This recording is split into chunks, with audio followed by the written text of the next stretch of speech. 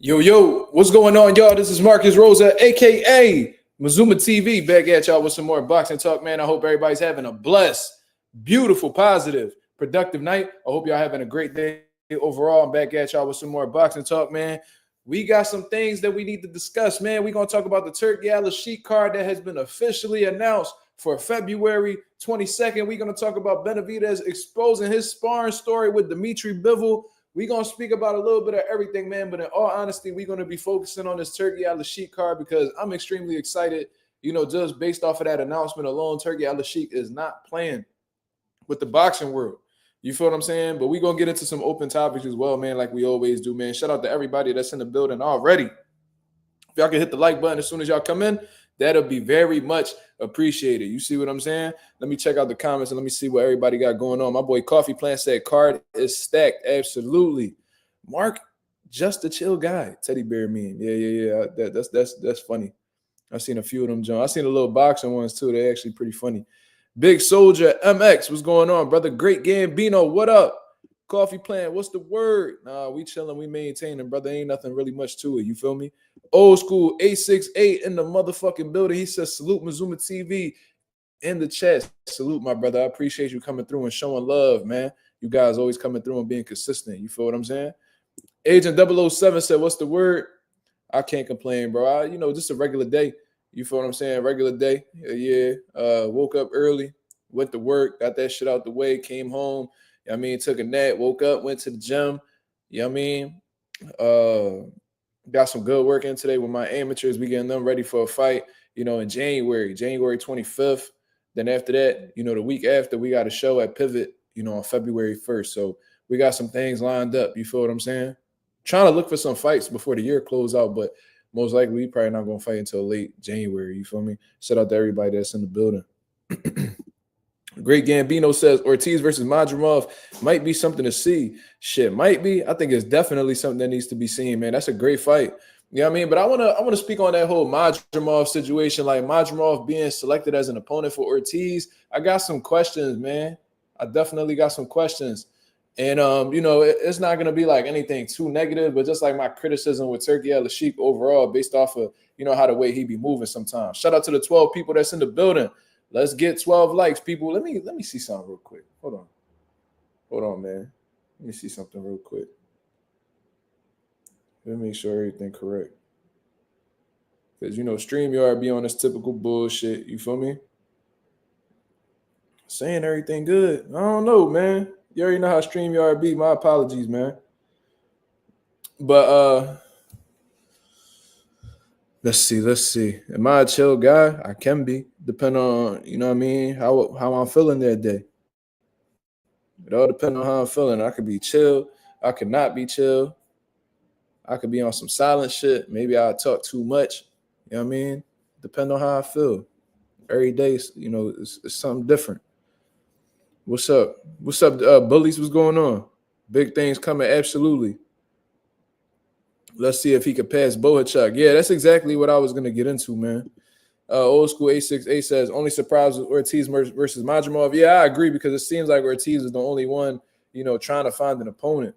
You know what I mean? But they found that opponent mighty fast. You know what I'm saying? For them to be considering Boots, you know what I'm saying? And, for them to be solely focused on Boots and want to fight Boots, Madrimov was a very quick fucking replacement. You feel what I'm saying? He said, nah, shit, I can be an angry guy. Like I said, it all depends.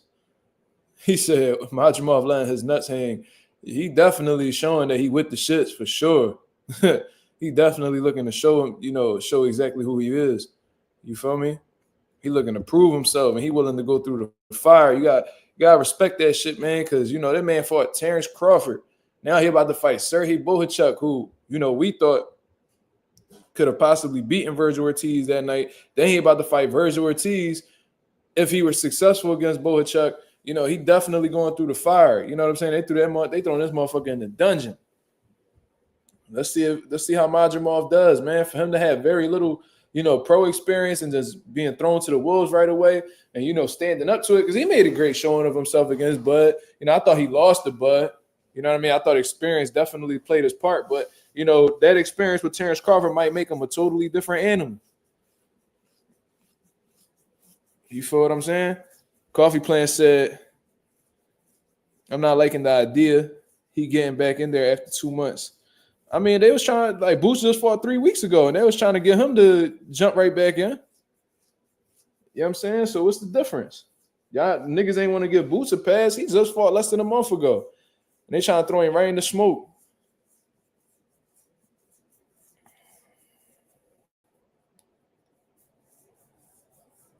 I don't know, man. We'll see. We'll see. I mean, let's say Madrimov, he sparked Bohachuk in 3 rounds. Let's say something hypothetically like that happens where he's unscathed. You feel what I'm saying? You know, he could get right back in the camp with, you know, little to no injuries and lock in for Virgil. You know, let's get into it, man. We got enough people in the building. Shout out to the 14 people that's in here. Let me actually post up the card right now. I'm gonna share the screen for y'all to see yourselves in case y'all didn't see it yet.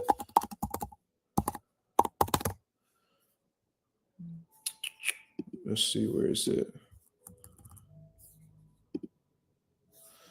All right, shout out to Yahoo Sports.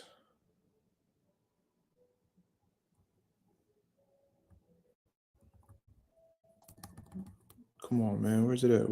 Work with me. What we doing?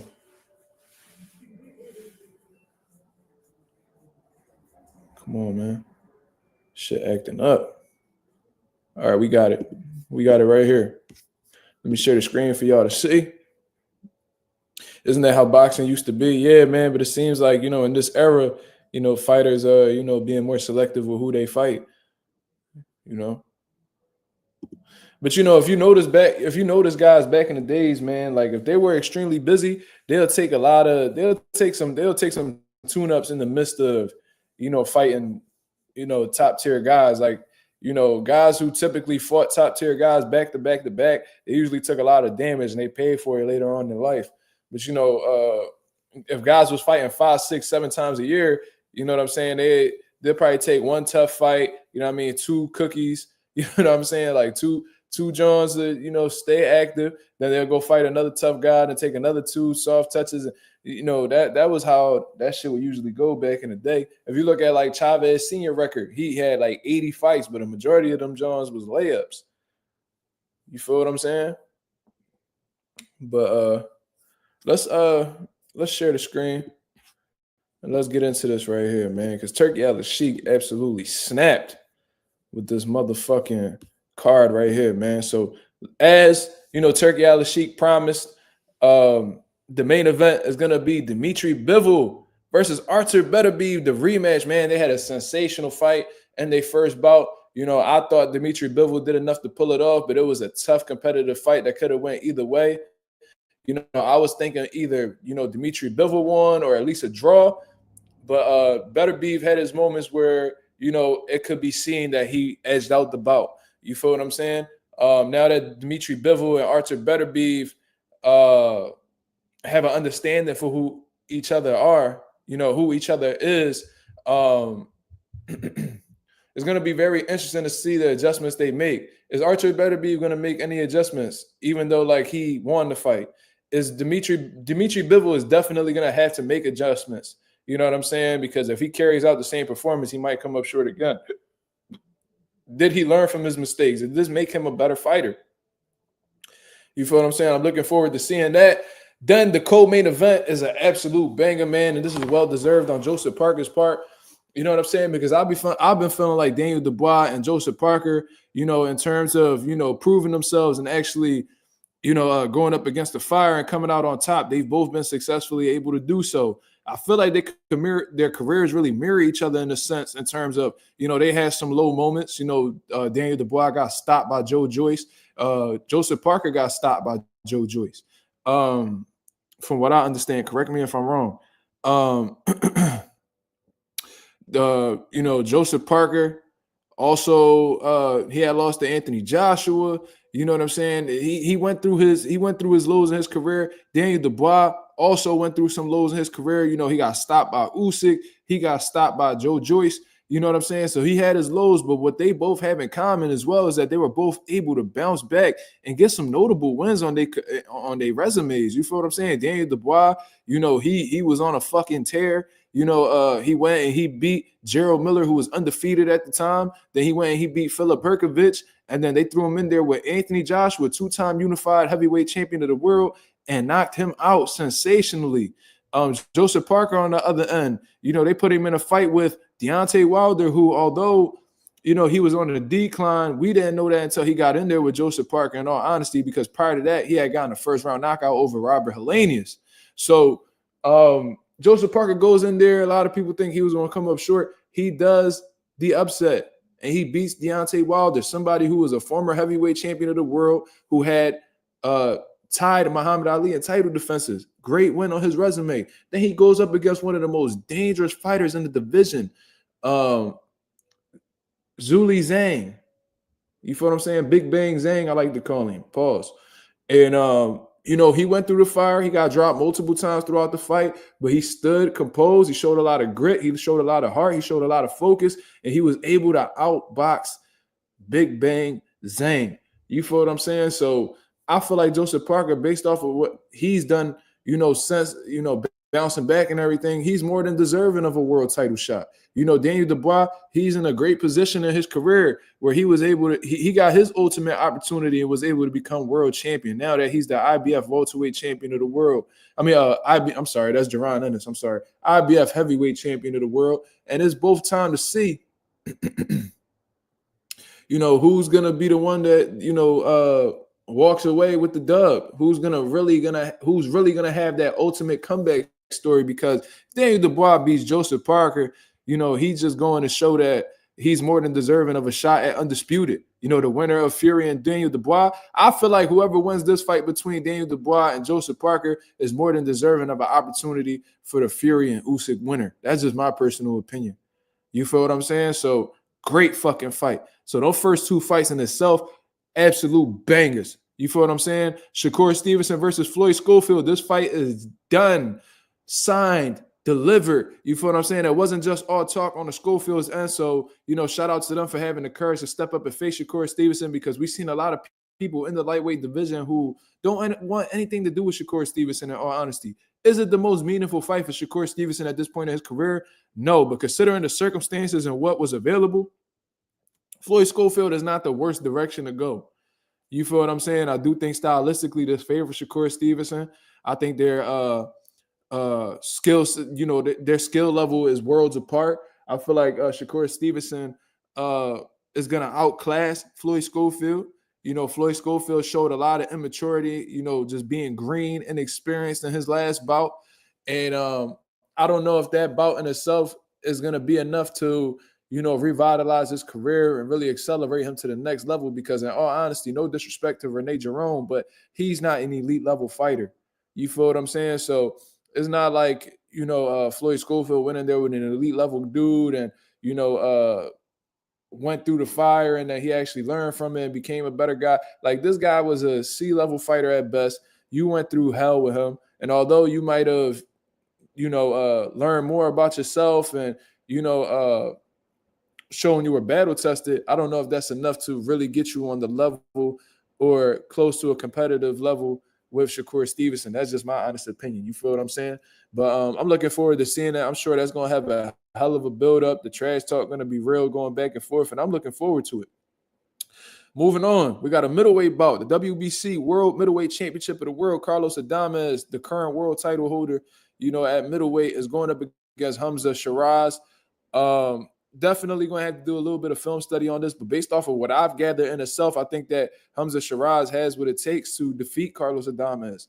I never really rated Carlos Adames that high, you know, especially even when he was at 154, he showed a lot of holes in his game. I know this might not mean nothing, but I thought that sparring session with Terrence Crawford showed a whole lot about Carlos Adames as well. I know that might be petty to, you know, bring up and things like that, but, you know, I you know, that's just my personal opinion.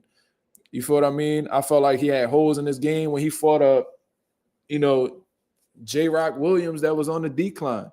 You feel what I'm saying? I thought was it Terrell Boucher? I believe it was Terrell Goucher. I believe that he, exposed some things in Carlos Adames that really showed him, in my honest opinion, that he's not elite. You feel what I'm saying? And I honestly believe that Hamza Shiraz, based off of what I've seen, I'm just going off of the eye test right now, but I think he has what it takes to really, bring the upset to the table and become the new WBC World Middleweight Champion of the new WBC Middleweight Champion of the world. You feel what I'm saying? That's just my personal opinion, though. Moving on, we got the fight that's there's finally answers in terms of who Virgil Ortiz is gonna fight, and it turns out it's gonna be former WBA junior middleweight champion of the world, Israel Madrimov. Man, for those of y'all who seem to be familiar with the name, that's somebody who Terrence Crawford just defeated in his last bout to become a 4-division world champion. You feel what I'm saying? Very, very awkward style. He definitely got some punching power, aggressive. He got some good hand speed, got some good ring intelligence as well. You feel what I'm saying? So this is going to be an interesting bout. How is Virgil Ortiz going to match up with the type of style that Israel Madrimov has? Because of his herky-jerky style or whatever you want to call it, he's hard to time. He throws punches unpredictably. You know what I mean? So Virgil Ortiz definitely is going to have to show some type of defensive awareness in this fight, because I don't think, in all honesty, based off of what I've seen in his previous bout with Bohachuk, he could, afford to take, too many shots from somebody like Israel Madrimov. You feel what I'm saying? So I'm looking forward to seeing how Virgil Ortiz learned from the Bohachuk fight. Is he going to, stay focused on his boxing this time around? Because I think he's going to have to use his brain in order to defeat Israel Madrimov. I don't think that come forward, loading up on every punch, just looking for that one hitter quitter is going to be able to have its success in the fight. I think Israel Madrimov is a little bit too intelligent for that. And he's going to have to bring out all of his tools to come out victorious. Side note, and this is the only criticism I have with Turki Alalshikh, in all honesty, man. I really don't like how Turki Alalshikh counts his chickens before they hatch. You feel what I'm saying? Because from what I understand, and I could try to pull it up right now, Israel Madrimov is currently on the undercard of Fury Usyk, and he's supposed to be facing Serhiy Bohachuk, right? Let me see if I don't know if that fight was canceled. I don't know exactly what the situation is. But according to BoxRec, man, he has both of these fights on his plate right now. Serhiy Bohachuk, man, this dude is no walk in the park at all. We've seen how dangerous this guy could be and how much potential he has. He's a hell of a puncher. You know what I'm saying? And he gave Virgil Ortiz everything that he was looking for. And, Madrimov, I do favor him to beat Bohachuk in all honesty, but, I don't think that necessarily means that, that's the reality. Bohachuk may very well be able to do something and really cause an upset in the fight. So the fact that Israel Madrimov, even though I think he'll come out victorious, I don't think he'll come out of this fight unscathed. You feel what I'm saying? I think that this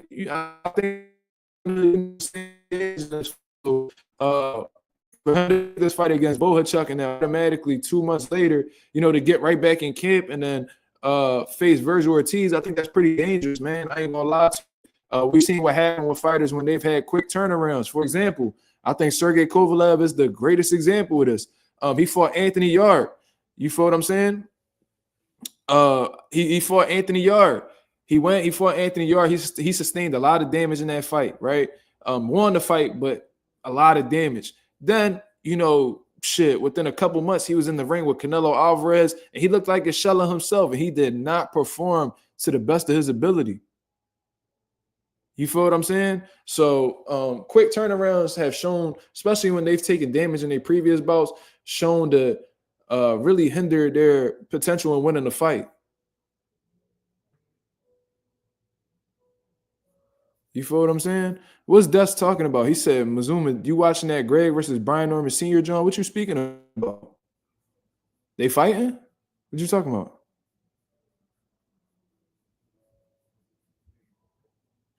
It was canceled. He got hurt. Who got hurt? You got to provide some clarity, Dust. I don't know what you're talking about. You got to provide some clarity, my brother. Definitely like the live. Black Prime. What the fuck is it? Wait, did this shit just go under the radar? Because I just checked my I just checked all my boxing sources before I got on. What happened? But regardless, man, I'm not a fan of these quick turnarounds and just automatically assuming this person's going to come out victorious. And you think that Turkey would have learned something from this because, like I said, he was so sure, Turkey Alalshikh was so sure that Deontay Wilder was going to defeat Joseph Parker and then face Anthony Joshua later on. And, that was quickly, proven to be wrong. You feel what I'm saying? I don't like the idea of counting chickens before they hatch. You feel what I'm saying? Let the shit come to fruition before you start putting things together. And if I'm Serhii Bohachuk, I'm feeling completely disrespected. You feel what I'm saying? The fact that you lining up another fight is assuming that he's gonna come out, victorious. The fact that you think that he's gonna come out healthy enough to face, Virgil Ortiz in a couple months, I will find a lot of, problems with. You feel what I'm saying? So I don't really like the idea of, putting Majimov as an opponent for Virgil Ortiz when he has a tough fight coming up, but it may work out in their favor. Who knows?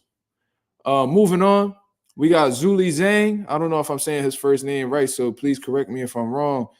Zuli Zhang is going up against Kabayel. You feel what I'm saying? Which I think is a great fight in all honesty, man. But I just find it funny how both of these guys had the option to face Martin Bakole in their next fight. And, they ultimately both turned it down and now they're fighting each other. Kind of brings me back to that point in time where Leo Santa Cruz and Carl Frampton were heavily ducking Guillermo Rigondeaux. You feel what I'm saying? Ducked him at every opportunity that they could get. And they ended up fighting each other as a result. They didn't want any problems with, Guillermo Rigondeaux, so they just ended up fighting each other instead. It just made me flash back over to that time. But regardless, this is a great fight. And I hope that, Zuli Zhang really works on his conditioning.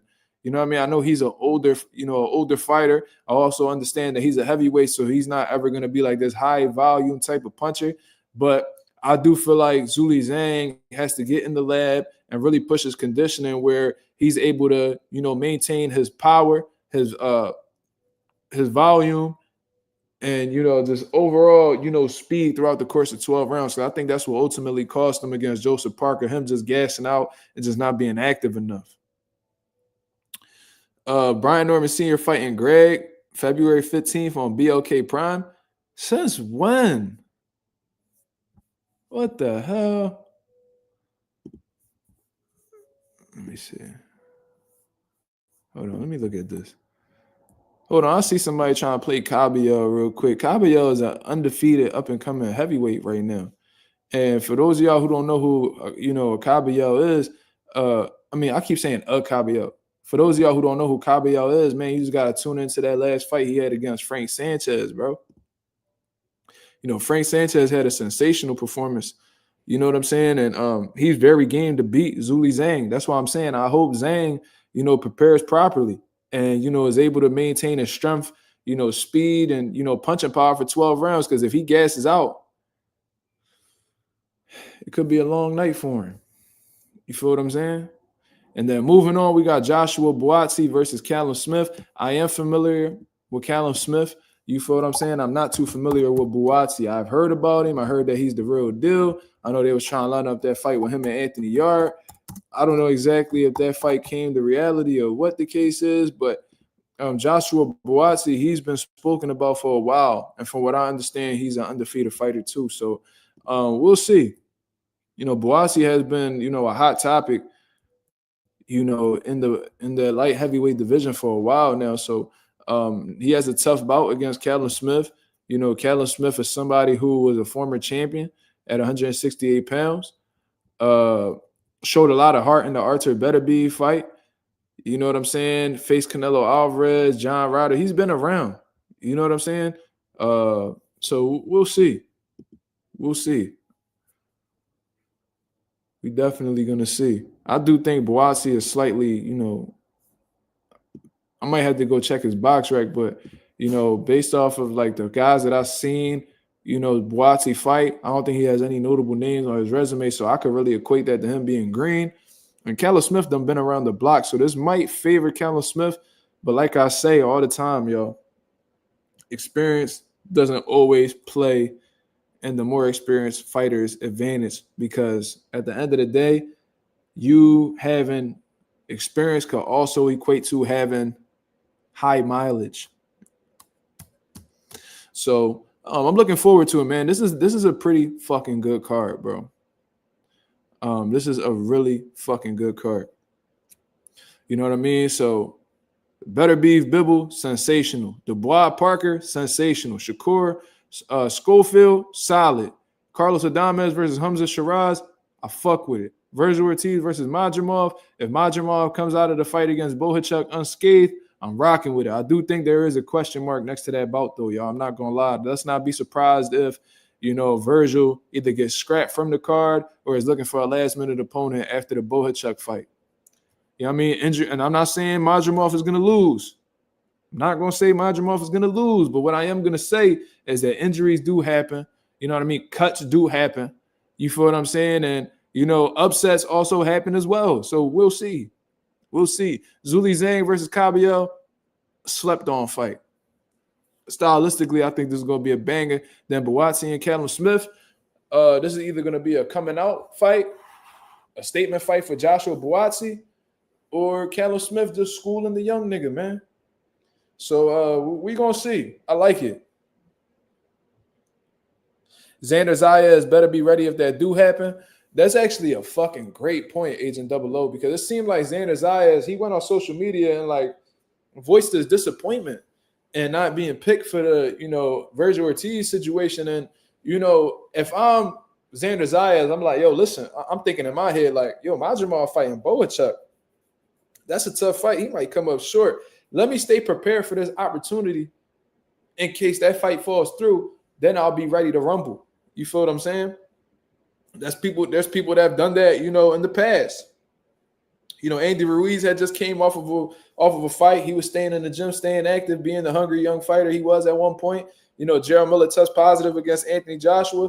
He filled in against Anthony Joshua and was prepared for the situation because, for one, he was active, and two, he was already in the gym. He was already in shape. You feel what I'm saying? So if I'm Xander Zayas, I'm watching this shit very closely. Very closely. But does Virgil fight Xander Zayas on a last-minute notice?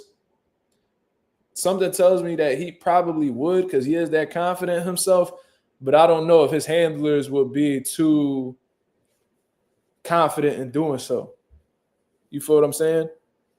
I don't know. I don't know how handlers view Xander Zayas at this point. Do they look at him as like this green fighter, or do they look at him as a dangerous fighter?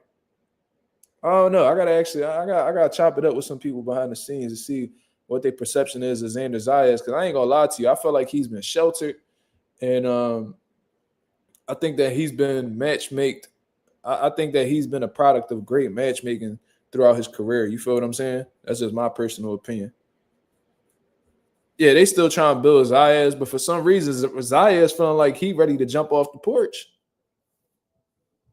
You feel what I'm saying? They still feeling like he ready to jump off. He feel like he ready to jump off the porch. I wonder what his handlers think.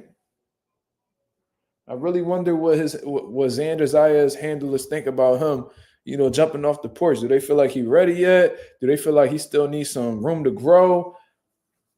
I would love to know, man. Because I feel like he's not ready yet. You know what I'm saying? I still think that he needs to take a few more fights to help build himself up. You feel what I'm saying? I think that he began a lot of soft touches, bro. I ain't going to lie to you. You feel what I'm saying? If we look over Xander Zayas' box record, it's like, you got a former world champion on your resume, but, he wasn't the same, fighter that fought Carlos Adames.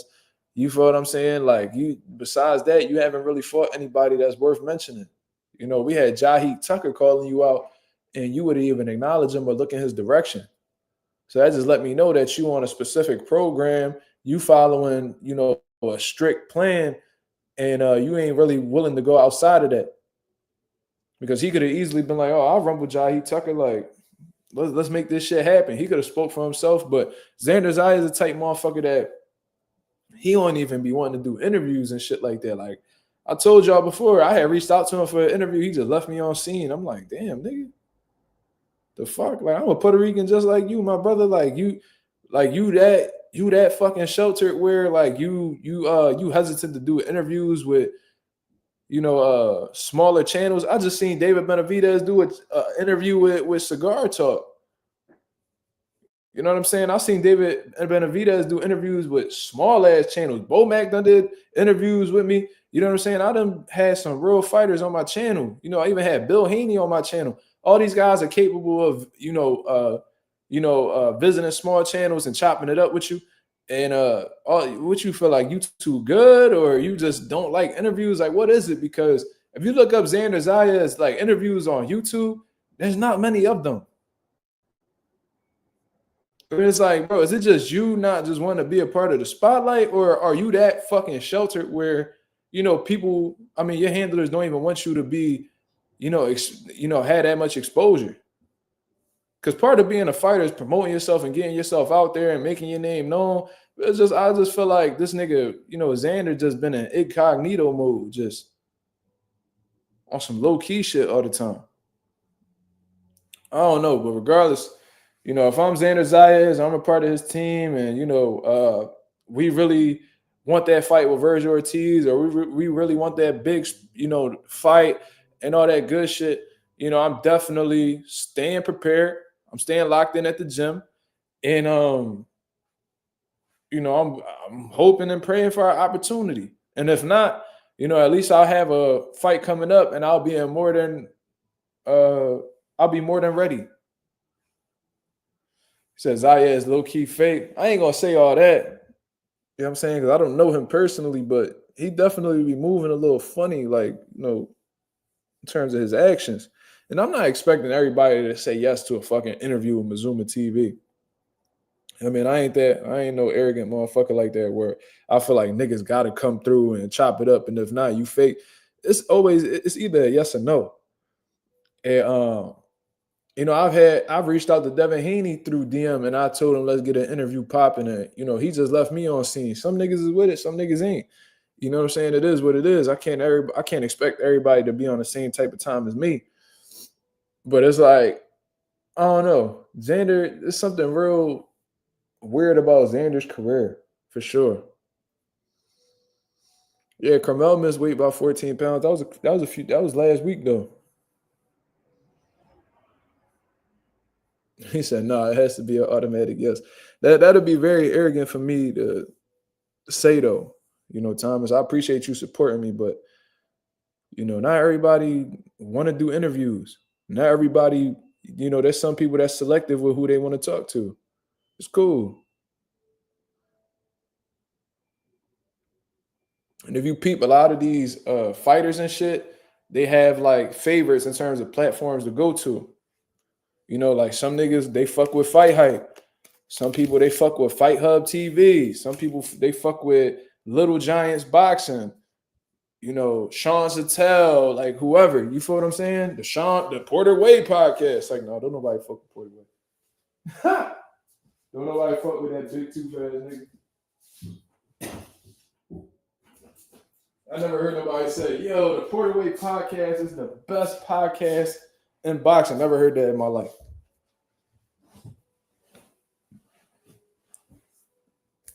Manager Marty, what about him?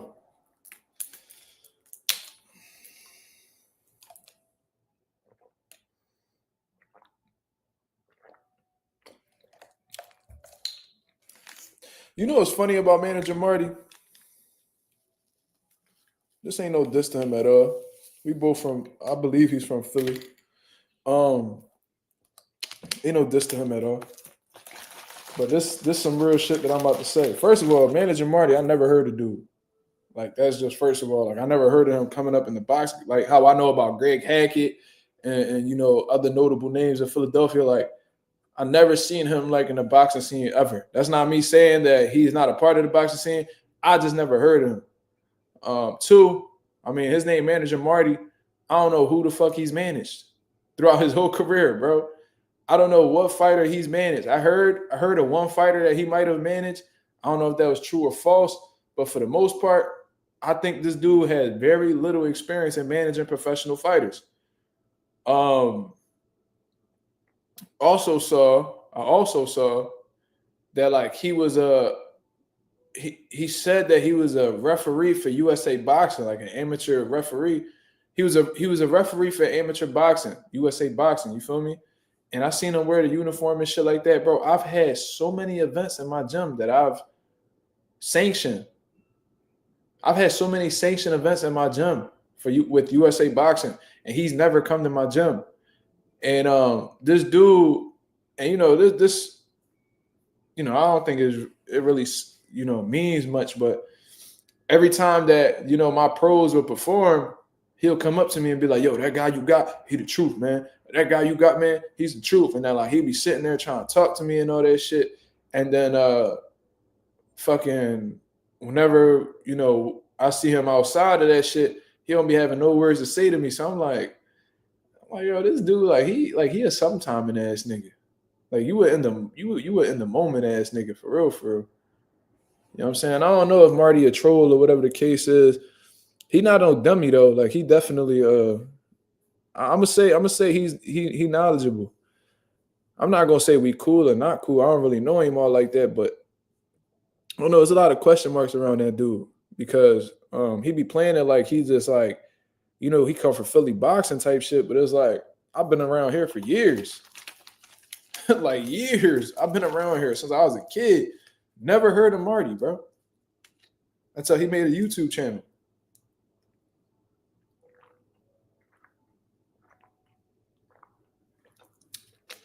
He speaks so much on like the sport of boxing, but it's like, what experience do you have in conducting business in boxing?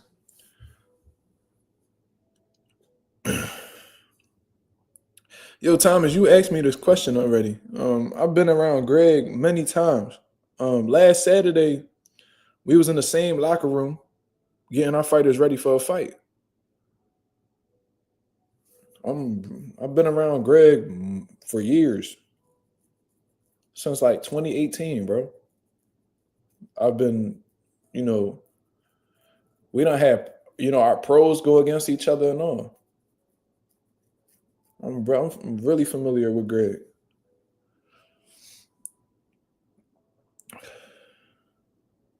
Just never seen a video on YouTube of y'all together. My most viewed video on YouTube right now is an interview that I had with Greg Hackett right here on MarkMazuma TV. Marty showed some footage of Auntie Scope punching on his girl. That's some sucker shit. I ain't gonna lie to you. Like, hitting women, is that cool? Nah, right? But at the end of the day, from what I understand, Floyd Schofield and his girl, he said they worked things out. You know what I'm saying? That he had a case for it. He beat the case. Him and his girl went through therapy and things are a lot better. That's his perspective. If that's what the case is, that's cool, right?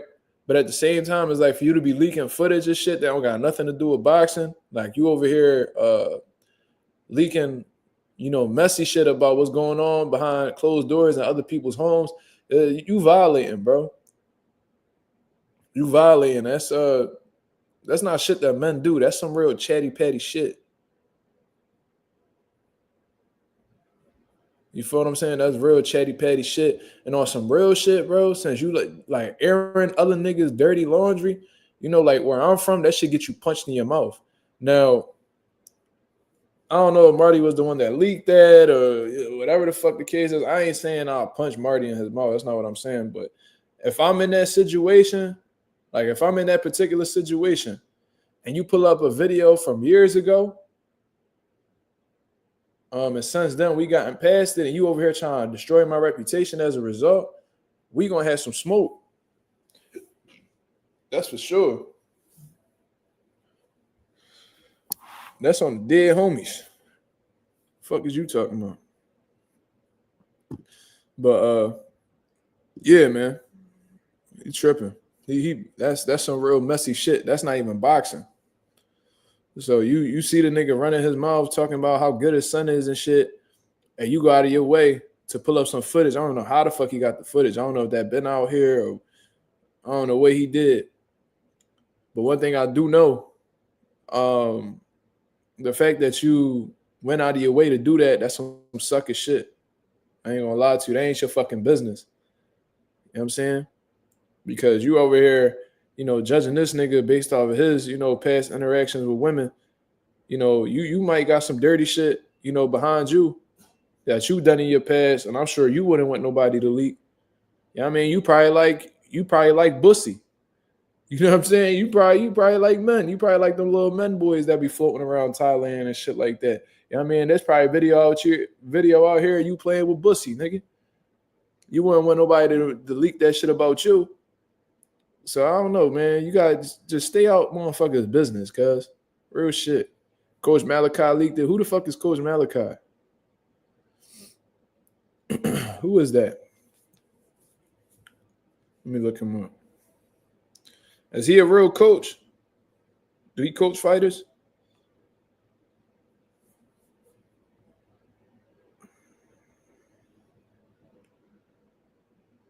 I see he got a channel.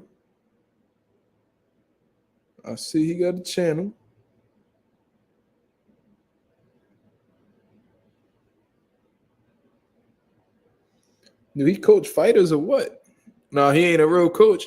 What the fuck? So this nigga manager Marty ain't no real manager, and this nigga Coach Malachi ain't no real coach. God damn. What the fuck wrong with these niggas? Why these? And then Dr. Phil not a doctor.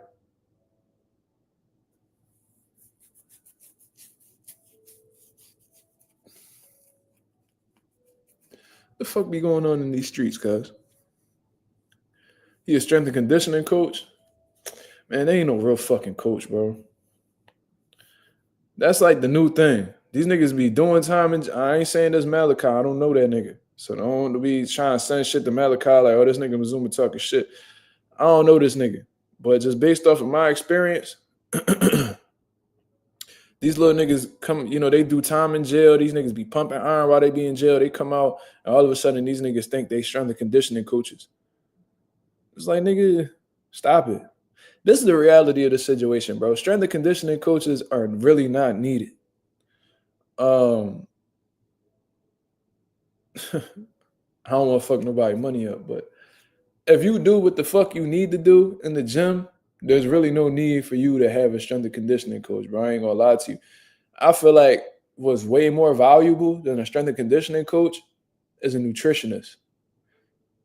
You know what I'm saying? So because a lot of people don't know the importance of nutrition and putting the right foods in your body. Knowing how to get your weight down healthy instead of, going about things, in a bad way and becoming malnourished. It's way better. Take that fucking money that you paying your strength and conditioning coach and put it into a fucking nutritionist or a dietitian, whatever the fuck you want to call them. Mark, the only real coach in his YouTube scene. That's not true. Greg is a phenomenal coach as well. He coached real fighters. I'm sure there's a few others, like Crown Jewels Boxing. He trained. He got a son that's an amateur, and he got a professional fighter as well.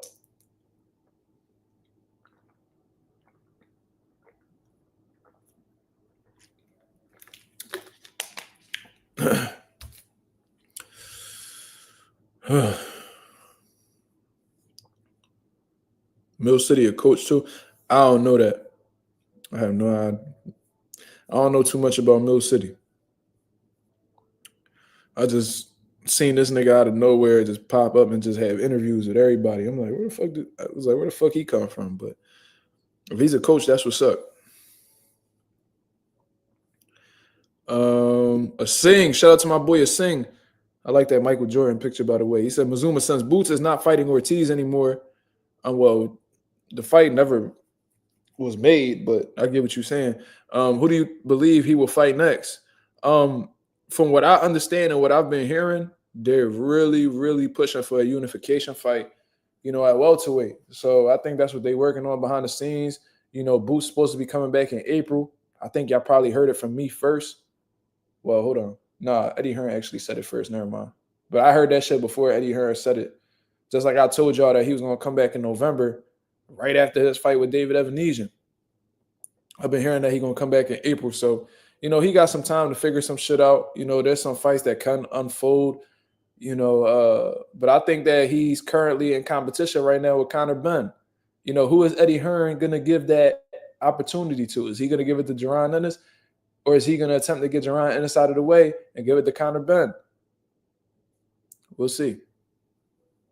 We'll see. I be feeling like YouTube be shadow banning my reels, bro. Because how I go from like 4 or 5K, 2K, 1K a view on reels, and then I set up my reel the same exact way, put it out when it's a hot topic, and I'm only doing 50 views in 5 hours. God damn. Shit crazy. I don't know, bro. It should be kind of funny. I don't know.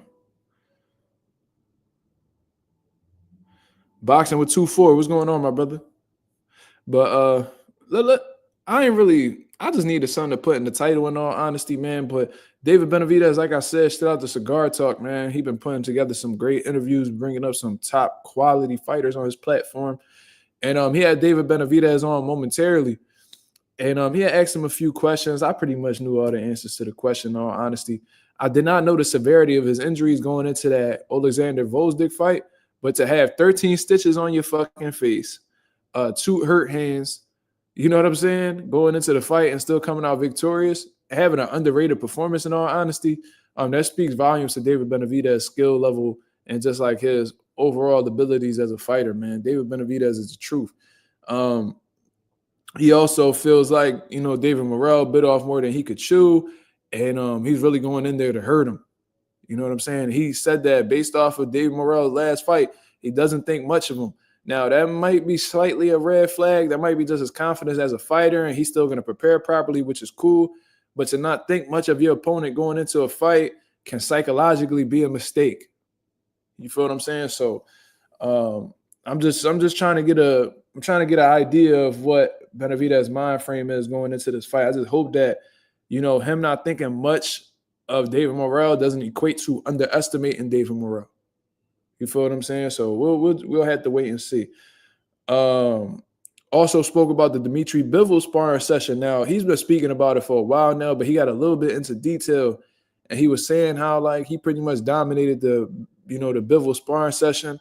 I've heard confirmation from Ryo in the past. He said at the last round, he threw like a 20-punch combination with Bivol on the ropes. And after the bell rung, they said that they didn't want to spar anymore, which means they got up out of the ring, they quit, or whatever the case is. So that just goes, and he said that this happened when he was 21 years old. So, just based off of him saying this, and I think Benavidez is probably like 27 right now. Let me see how old he is. I know he's a little bit older than me, most likely. Is he? Let me see. Yeah, he's 27. So he's almost 2 years older than me. No, he is 2 years older than me.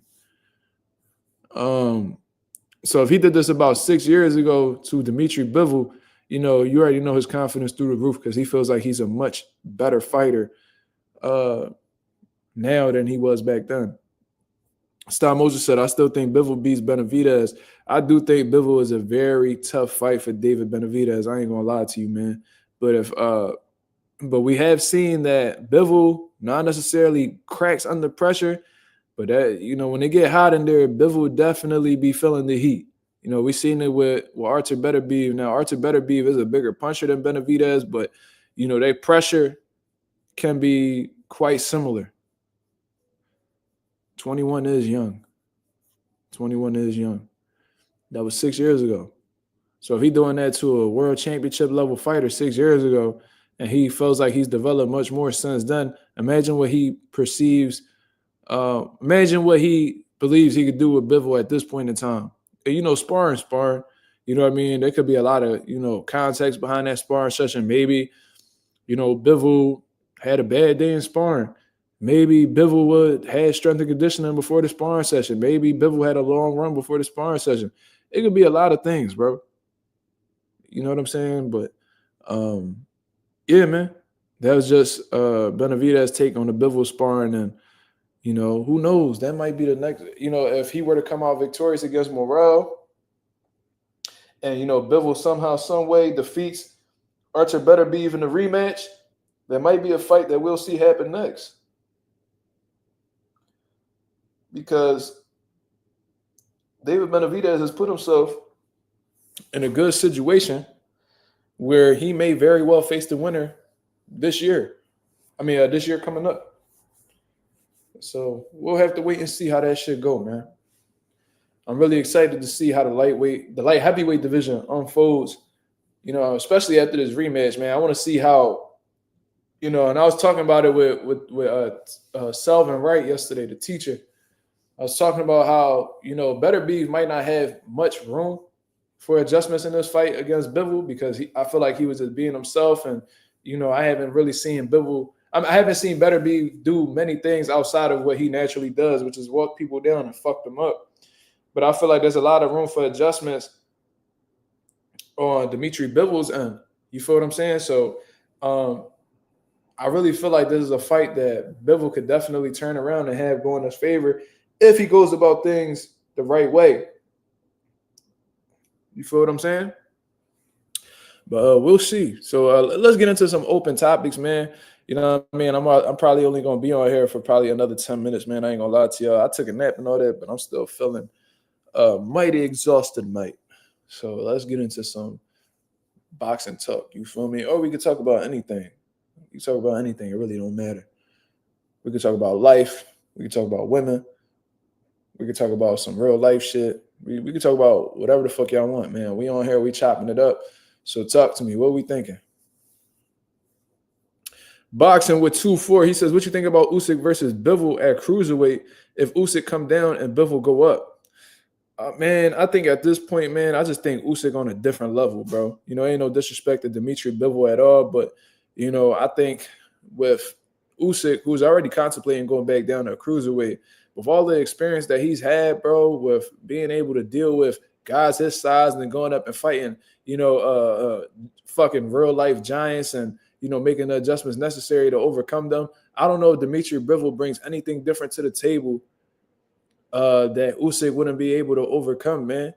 I think Usyk is just as great of a boxer as Dimitri Bivol, if not more intelligent. I don't know. I like Usyk a lot more than Dimitri Bivol, though. I ain't gonna lie to you, especially in the skill set department. Experience-wise, skill set-wise, I think Usyk is on another level from Bivol. But Bivol, there ain't no disrespect to Bivol. I just think that's how great Usyk is at this point in time. You feel what I'm saying? So yeah, I think that Usyk is the stronger man. I just think he's a better technician overall. You feel what I'm saying? I think he's a better technician overall. And I think he has more versatility in his offense than Bivol does. Because Bivol, he's hard to figure out offensively, but it's like you almost know what he's going to throw. 1-2-1, 1-1-2-1, 2-1, 2-1, 2-1-1-2. Like he throw a lot of straight shots, and I feel like Usyk could do the same thing, but he also he could also give you different looks besides the straight shots. You know what I mean? That's just my opinion. You feel what I'm saying? Thomas, I feel like you asked this before. Floyd Tank at 35. I'm going with Pretty Boy every time. The speed, the reflexes that Floyd had at the time, bro, that shit was otherworldly. Especially if you were to say 130. Like if we talking 130, bro, Floyd was just on a different level. Tank wouldn't have been able to deal with the boxing ability because Floyd had it all in those smaller weight classes. 130, 135. This motherfucker had the hand speed, bro. Like you think Floyd was fast at 147, bro? 130, 135, Floyd's speed was fucking godlike, bro. The speed, the athleticism, the fucking cat-like reflexes and he had solid punching power. Floyd could put you out with one punch, or he could just punish you. His fast feet, his even in those smaller weight classes, his defense was impeccable. He just took more chances, so he got hit more, which will happen to any fucking body who steps in the ring. No matter how good your defense is, if you take more chances, you're more vulnerable to getting hit. You're most vulnerable while you're punching. You feel what I'm saying?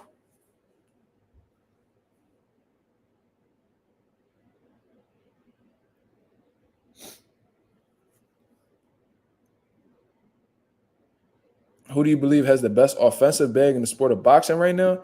That's a fucking great question to sing. If we talking offense, bro, Oof. I like Benavidez offense. I like the hand speed, the combination punching, the way he variates to the head and the body. Benavidez is definitely one of them. I think Boots offense is insane. I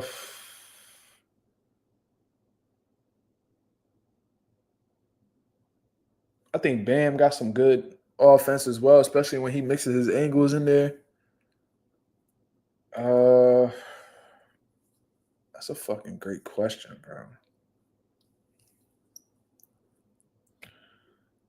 It's a great one, man. But I hope that couple right there answers your question a little bit. But it's hard to say who has the best offensive bag. But I don't know. Because it really depends on yeah, I don't know. I don't know, man.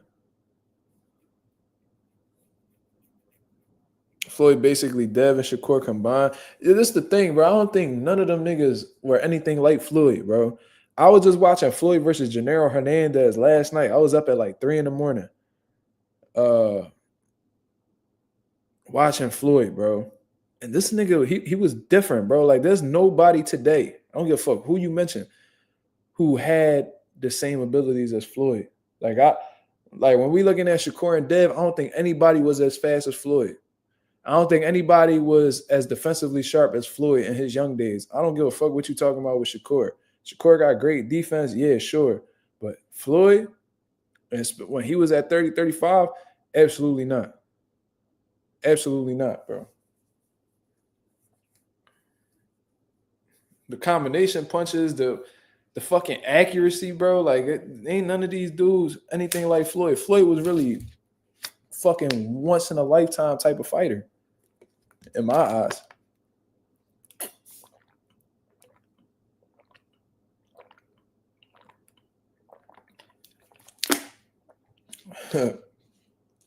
What could Tank do with Floyd? Duck him, because he ain't gonna beat him. Prime Adrian Broner offensively was a fucking monster. I ain't gonna lie to you. You know who fights? And y'all probably don't know this kid because he coming up right now. But if y'all was to Google or YouTube Quadir Albright, he live in Jersey now, but he from Philly. He trained in Philly. He got a Philly trainer. This kid fights a lot like a prime Adrian Broner. Swear to God. You watch this nigga fight and it just feel like this nigga just copy and pasted young Adrian Broner. Gotta look at him, bro. He got the swag. He got the personality. He shit talk too, just like Broner. It's like, bro, these niggas is really like almost the same person. Yeah, C4. Quadir Albright. I think he like 10-1 right now. He got all knockouts. Offensively, bro. Different. Let me see. Wait, who said what? Floyd would have got knocked out by Aaron Pryor based off what? If Floyd fought in his generation, he would have lost. Who in his generation would have beat Floyd? Tay?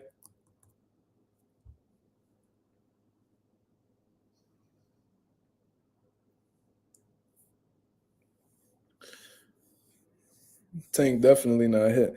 Yeah, Tank, I don't know if Tank would have hit Floyd, bro. I don't know.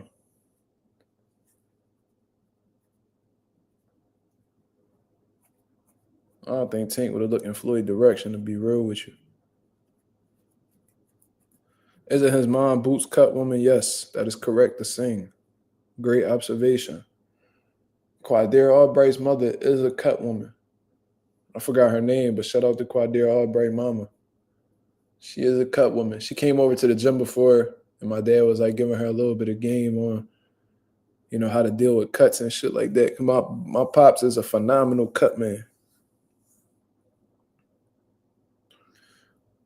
A young Floyd lost to Salido, to be honest.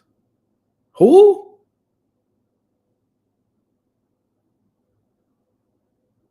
What? Salido?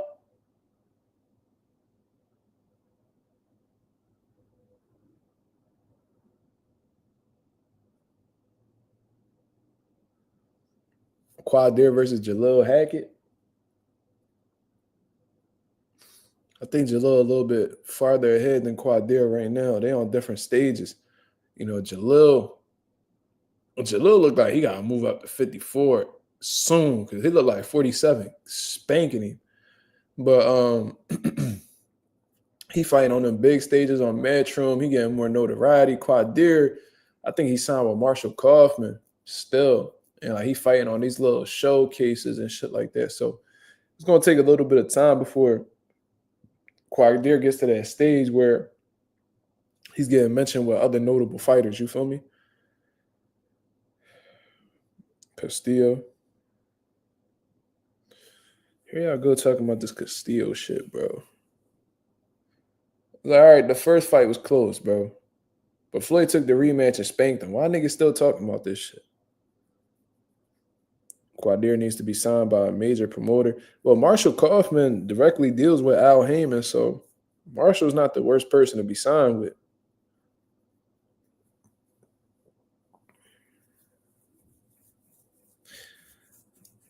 Quadir needs to. I already read that. Mark, prediction for tomorrow press conference. I forgot. Tank and Lamont Roach press conferences tomorrow.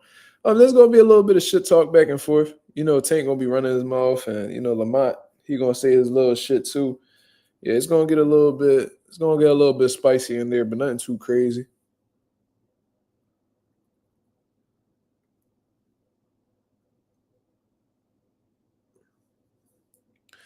Here y'all go, equating losses to niggas being bums.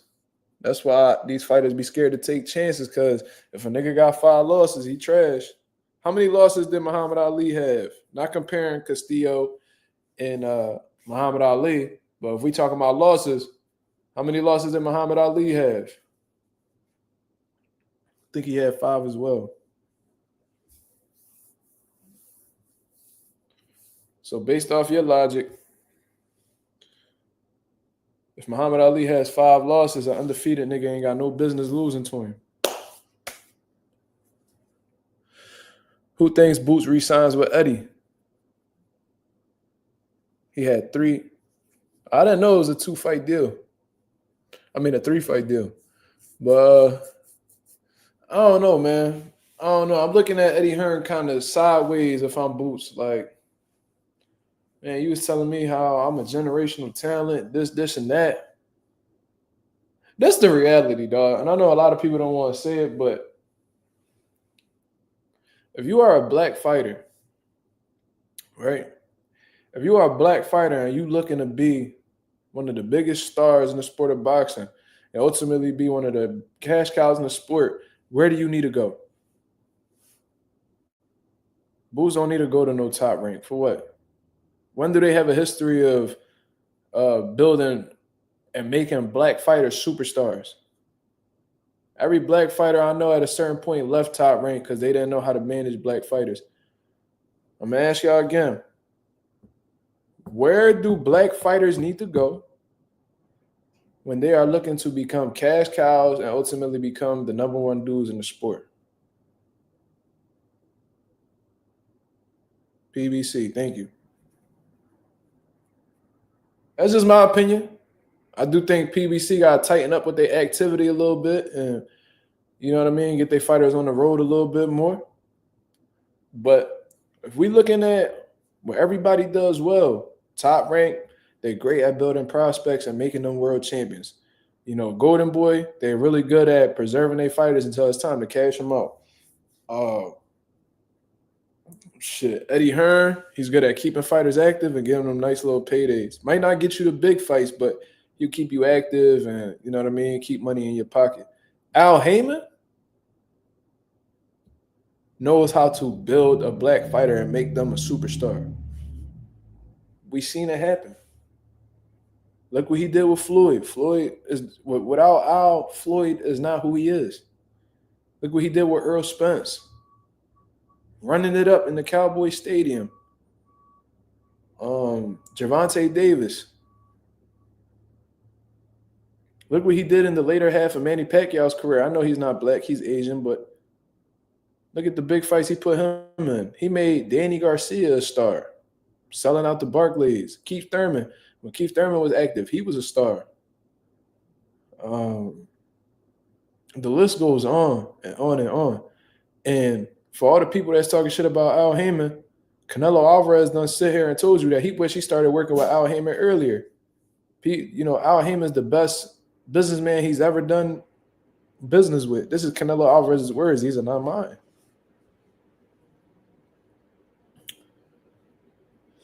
Yeah, bro. It's just sad that, Al Heyman had a legendary run in 2023, right? Then in 2024, he had ran into some real life shit, so he had to fall back. And as a result, everybody like, oh, man, Al Heyman's a fucking, bro. They talking crazy about Al, talking shit about PBC. All right. But he started getting shit off the road in 2025 and have another legendary run. We gonna see what's up. But I at the same time, boxing is what have you done for me lately. Al didn't do much in 2024, so I get the criticism.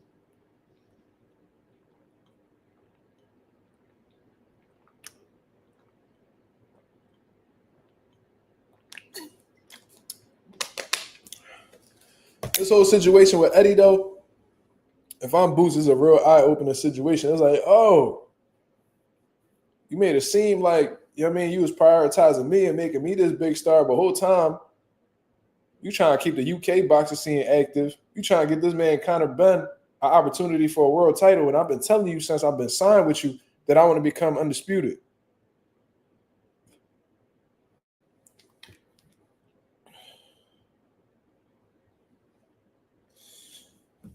Mark, why do Al Heyman not talk? I don't know. He probably a private nigga. Like, he don't want to. I don't know. You gotta ask him that.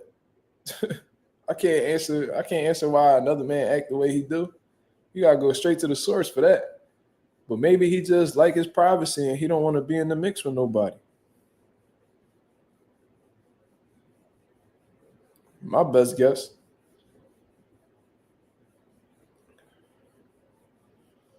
But all right, y'all. I'm gonna get up out of here, man. I ain't gonna lie to you. I'm pretty fucking exhausted, and I really need some sleep right now. So I appreciate everybody that came through and showed love. This was a great, solid live. You feel what I'm saying? If y'all can hit the like button on the way out, that'd be very much appreciated.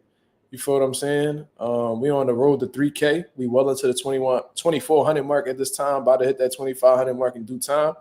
Thank you for all the love, support, consistency. You feel what I'm saying? I'll be back at y'all with another video and another live tomorrow. Until then, this is MarkMazuma TV. Y'all have a blessed, beautiful night. I'm out of here, man. Peace.